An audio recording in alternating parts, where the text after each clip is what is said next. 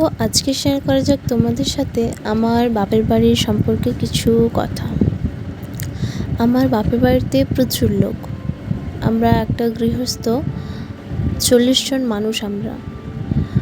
আমার বাবার কাকা জ্যাঠা ওরা সবাই মিলে আমাদের বাড়িতে 40 জন, আমরা একসাথেই থাকতাম 40 জন। এরপরে তোমরা বুঝতেই পারছো যে যে পরিবারে 40 জন মানুষ, সেই পরিবারের মহলটা কীরকম হবে।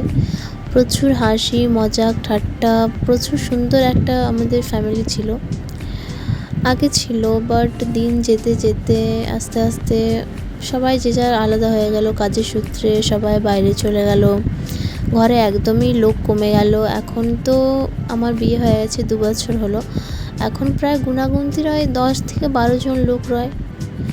বাকি সবাই বাইরে বাইরে চলে গেছে, যে যার কাজের সূত্রে বাইরে চলে গেছে, কেউ কারো বাচ্চার জন্য গেছে, এইভাবে সবাই পুরো ছিনছাতুর হয়ে গেছে আর কি। বাট হ্যাঁ, এখনও কোনো কাজ ঘর হলে সবাই এক জায়গায় জড়ো হয়, তো সেই সময়টা খুব সুন্দর, খুব মজাদার একটা সময় হয়। আর আমি আমার বাড়ির ওই সময়টা, আগের সময়টা প্রচুর মিস করি সত্যিকারের।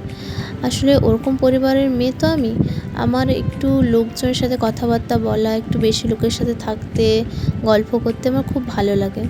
আমার শ্বশুরবাড়িতেও অনেক লোক আছে, বাট সেরকম ঠিক সুবিধার নয়। মানে যেটা বাপের বাড়িতে হয় সেটা কি আর শ্বশুরবাড়িতে হয়? শ্বশুরবাড়িতে অত সময়ই পাওয়া যায় না যে অত গল্প করবে কি, কারোর সাথে কিছু 2-4টা কথা বলবে মনের। তো এই কারণে আমি তোমাদের সাথে আমার সব মনের কথা শেয়ার করি।